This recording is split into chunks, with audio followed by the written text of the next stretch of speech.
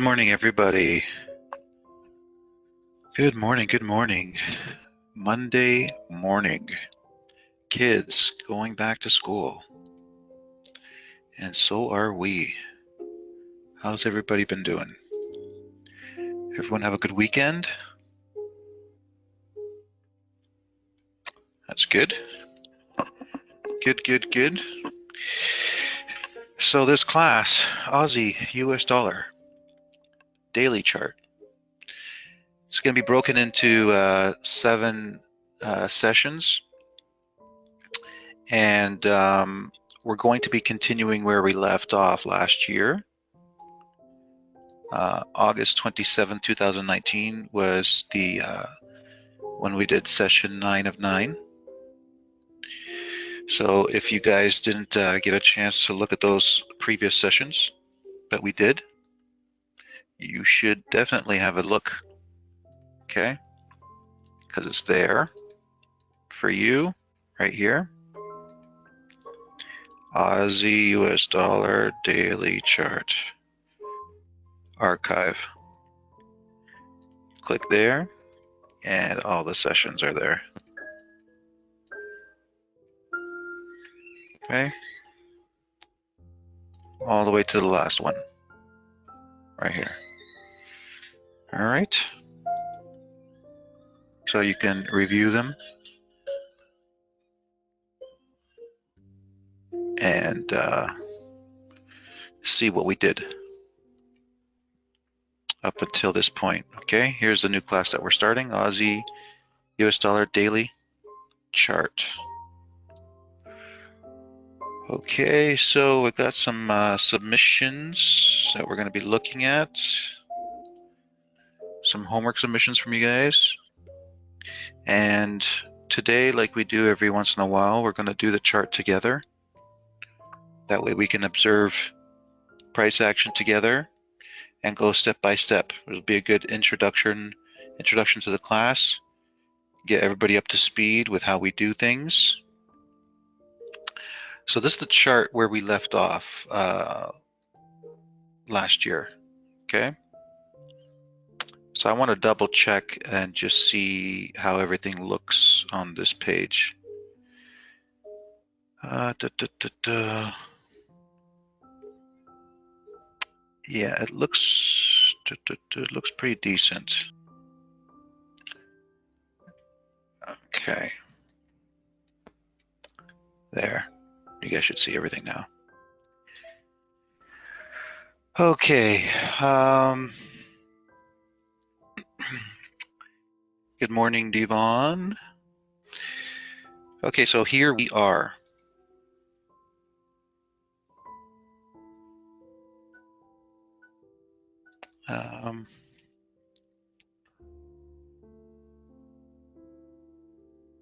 So this is where we're going to start off here. Now, last year I already drew in some of the zones, going pushing them forward. Here, okay, so we have this one here. We have this demand zone here going forward. Okay, and we got a trend line. So let's take a look at these trend lines to ensure that they're correct. If you have any questions, put your hand up and then we'll get to the question, okay? All right, so let's take a look here. So immediately I'm taking a look at this area here. Okay, and it looks like there could be a trend line drawing from this to here. So let's examine that piece by piece. So we have a rally, base, a drop that closes below it. Then we have that 50% candle. So that's good. That's good. And so it was adjusted. Yeah, it was adjusted. Let me see the high here. High is 78.14. High of this candle is 78.13. So it didn't reach. Okay, so at one point we had this. And then it had to be adjusted. Okay, so to make things correct so that you guys don't miss out on what we're doing here, we should have one like this. Here we go, like that. And then we can dot it up like that. So we know that originally it was like that, and then it changed to this second one here. Like that, okay? Perfect. Okay, and I see another one here. Okay, why is that another one? Well, because this supply zone here was removed, right here. Okay, and if you look closely, you'll see that those 50% candles were on the opposing side of that distal line. So if they're on the opposing side of the distal line, then that's it. You can't use them for demand. Okay. Okay, let's see. We got a full class today. Nice. Put up your hand if you'd like to participate. We'll make this more of a group experience where we can discuss the zones. While you do that, I will give you drawing capabilities. It'll take me a little bit of time here. Okay, I see a few of you are willing and able. Good to see. Garfield, how you doing? You there, my man?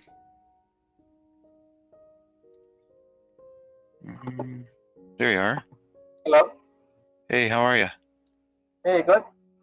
I'm good, thank you. Good morning. Well, maybe it's not morning where you are. Where are you from, Garfield? From Singapore. Singapore? Yeah. Nice. How's things in Singapore? Good? Yeah, good. Good. They are Good still to hear. in partial lockdown. You're still in lockdown? Yeah. Wow. Did you come out of lockdown or you been there ever since? I've been there since. Oh, Anyway, we wow. are slowly opening up the economy. So it's still a slow process. Uh, Yeah. it will take months to actually open up. Wow. That's a long time. Um, things are good with you and your family? Yes. Okay, that's good to hear. I'm working part time. Yeah. So to actually help out with my trading. Okay. All right. I'm going to bring in a couple more, Timothy. I've already unmuted you, but it says self-muted. Vuzi, I did the same thing with you, and we'll bring in Kelly. How's it going, Kel? Hello? Hey, nice to meet you guys. Good morning. Hey, good morning, Timothy. How are you? Good. Good, good. Morning, Kev. Good morning, Actually, Vuzi. I'm going to have to mute because the dog's snoring, sorry. Okay, no problem. Just mute, and then when you're ready, you come back in. All right, so this is where we're at right now. Let's take a look. So we got this area up here, and we have a supply zone removed. Now, I want to double check that supply zone to ensure that it is correct.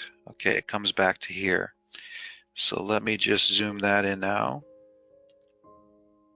Okay, so based on our new understanding of trend lines, which has come through many hours of doing these classroom sessions and studying charts and seeing the reaction, what do you guys think about this this trend line here?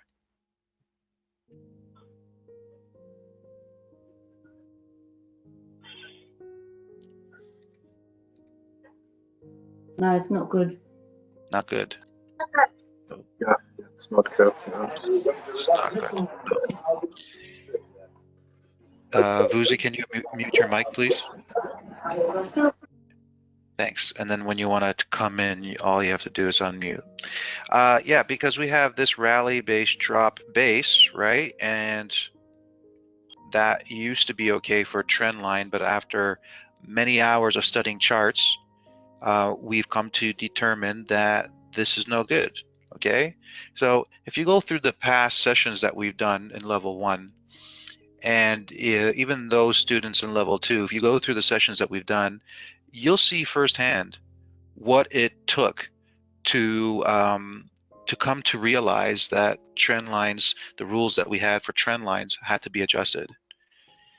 Because this is how you figure things out in the market. It's about applying real logic and a real understanding of how the market works and what to look for, and figuring out what should be and what shouldn't be. And the trend line rule that we had was incorrect, so we adjusted it, and we no longer draw trend lines just because there's a 50% candle and a drop. And this rule has been working really amazingly well for us. So we have this rally here up like this. This should not be a trend line, so we remove it. Okay, but I can see that there is supply. That looks good. Okay, so now we can go back forward in time, because now we know these 2 supply zones are legit. Okay, so let's get back to here. So since it is legit, and since when we look into this area here, we can see that there are 2 50% candles there. Okay, 2. If it was just the one, this one here, this very tall doji candle, candles here, then we'd have to consider the distal goes to the bottom and the proximal at the top of the bodies. So therefore, look what it produces. It produces the consolidation the way that we would require, we would need to see for there to be a demand. Okay, so if that's demand, lo and behold, this becomes supply here. And we can stretch that forward right to there. Okay. Okay, so let's get back to this. Okay, so we started up here, worked our way down. Everything there is okay. Trend line, demand. Worked our way down. We have a supply here. Okay, now this is what I always like to do. When I'm doing my work, I like to zoom in really closely and do my chart work, but then I like to zoom out and get a bigger perspective of the overall charts, okay? Why I'm doing that is because I'm looking for proportion. I'm looking to make sure that everything is proportionate, okay? That's really, really important. If there's zones that are a lot wider than the average size of the zones on the chart, there's got to be a reason for it. If there's no logical explanation for why that zone is wider, then that zone is not supposed to be that wide. Typically what we want to see are the zones looking pretty much the same way. We might have 2 classifications of zones, okay? One where they are one size and another one where they're just a little bit bigger. And what we'll see is, if you look around the chart, you'll see a lot of those 2 different size zones, okay? And if you study the charts long enough, you'll start to pick up on these things. Now, I got a good message sent to me the other day. It was from a gentleman, a student, who asked me about journaling, the process of journaling, and what is it that I would recommend journaling. So journaling is a very personal thing, okay? It's a very personal experience.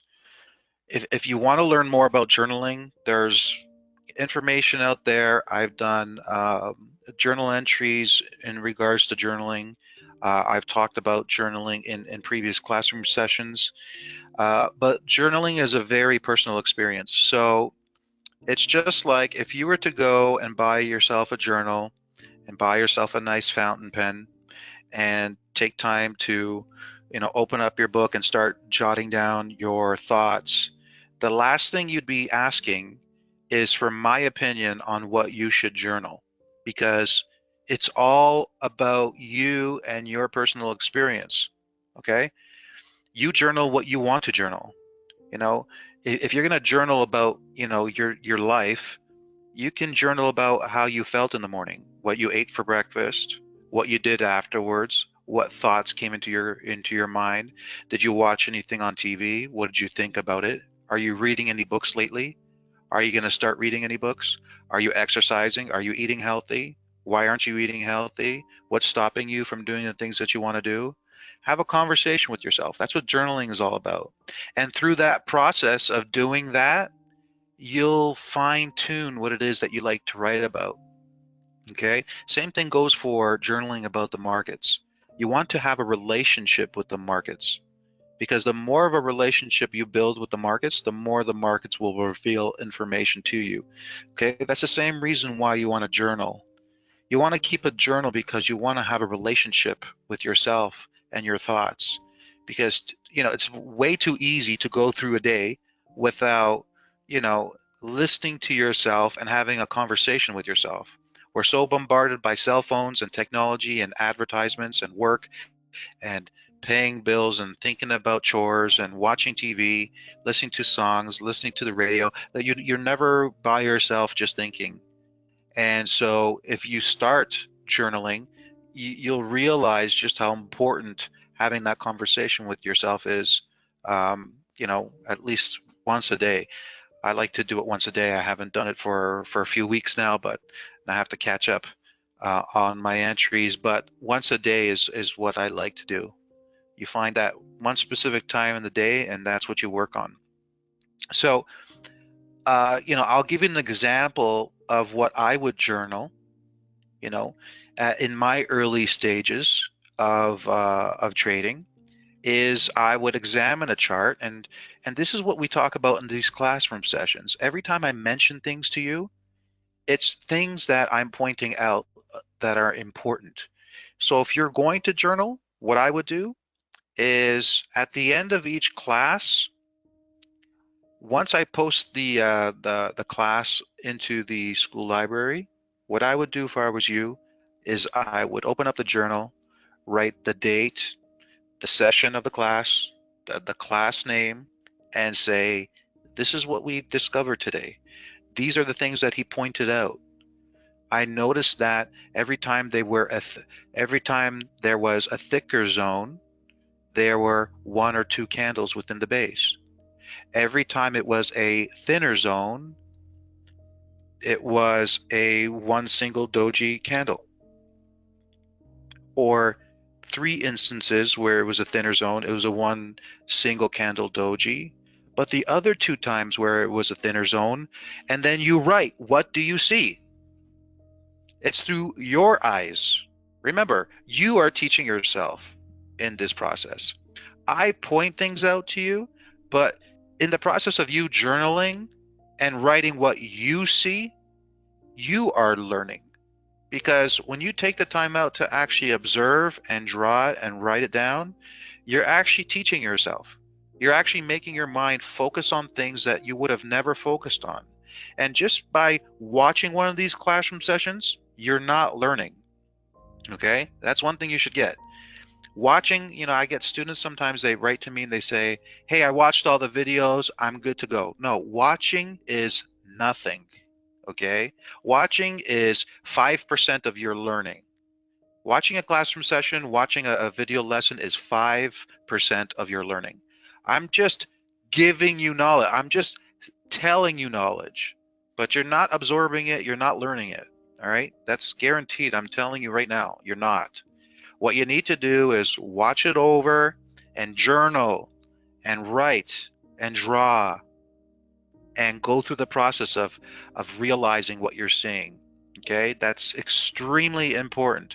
You can take my word for it, or you can say, whatever, I don't have the time for it, you know, but at the end of the day, what you're going to realize are those that are here at the school who have journaled, they've progressed through the levels a lot faster than everybody else.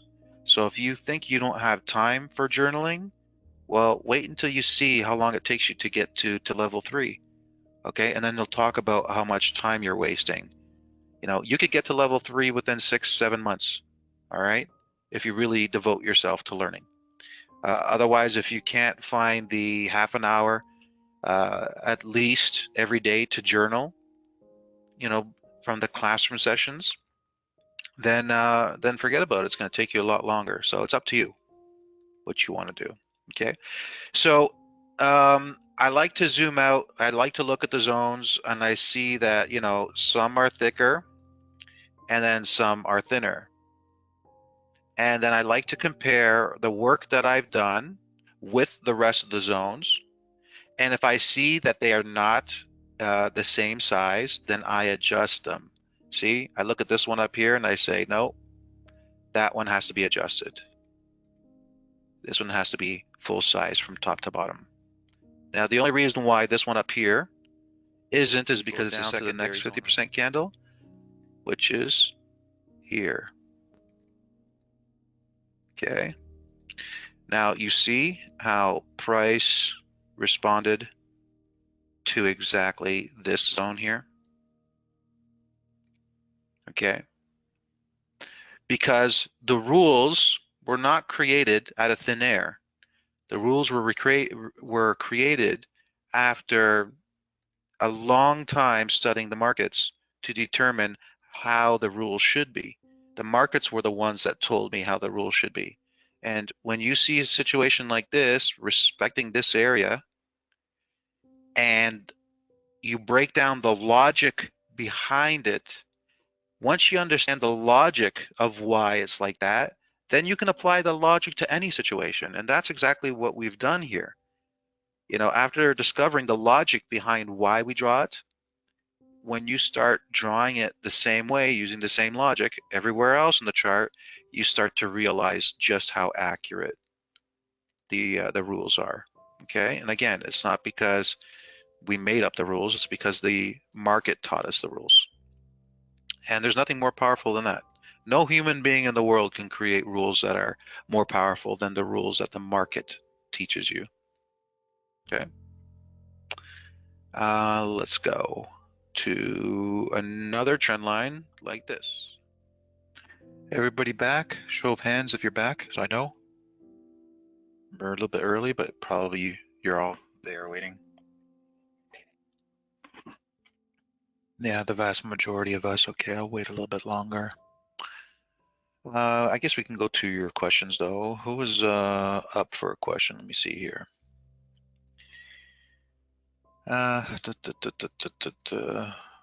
Jalil, where are you, Jalil? Oh, you're on the phone? Oh, there you go. Oh, there. Jalil? Yeah. Hey, how are you? Hi, Kat. I'm doing good. Hi there. How are you? I'm doing well, thanks. Yeah, so I had a question. So I was actually looking at this one area, I just wasn't sure. Can I draw on the chart? I don't know if I could. Yeah. Okay. Yeah, you have drawing capabilities. All right, good. So there's funny looking candles right here in this area. It's like it goes up and down, up, down, up, down. What is going on in the market at this point? I don't know if, hold on, let me see if I can do it with the pen. This area.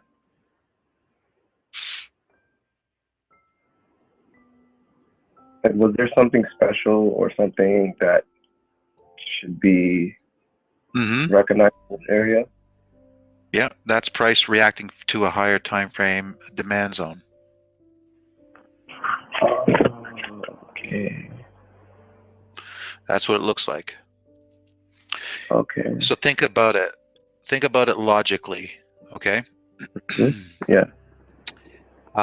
If price was, so I'll draw a zone here. So that Here's would look an like area. a consolidation. So here's an area of demand down here at the lower end of the chart. And price is up here. And the institutions want to bring price from up there down to here. That's the goal. Okay. So if you take a look, the formation of the candles as they're doing that, They're all properly structured up until here. Yeah. They got a certain type of structure. They look well formed, well shaped, okay? With the Mhm. exclusion of this area up here, this little area here. But they're all Yeah. properly formed and shaped, right? The Mhm. only portion that doesn't look right is this That. portion here. Yeah. Okay? So the Mhm. reason being is because the agenda is not to build a position or to accumulate a position in order to get it from one area to another area. What's happening here is them offloading a position, and Mhm. then this portion here is the accumulation of a position in order to start directing it into another position, into another direction, I Okay. should say. Okay. So when you see this, it's them just offloading positions and trying not to get price to drop so much, because when they're offloading short positions, if you flood the market with all these shorts, it's going to force price down. So they have to offload shorts and offload longs, or buy long positions. So they're just trying to get as many of their positions offloaded while maintaining and balancing price at a certain level. Got it. So that's